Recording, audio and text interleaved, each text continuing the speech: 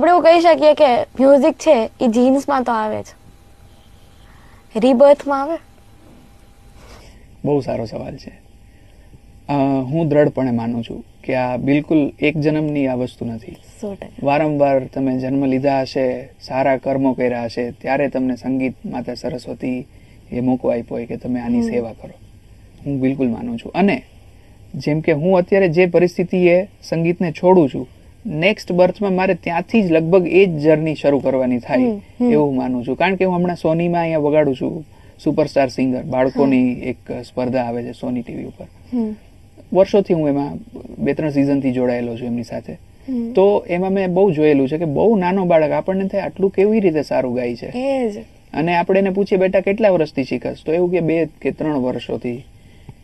તો ત્યારે એવું માનવું પડે કે નહીં, આ પૂર્વ જન્મનું સાથે લઈને આવેલો છે પાછું.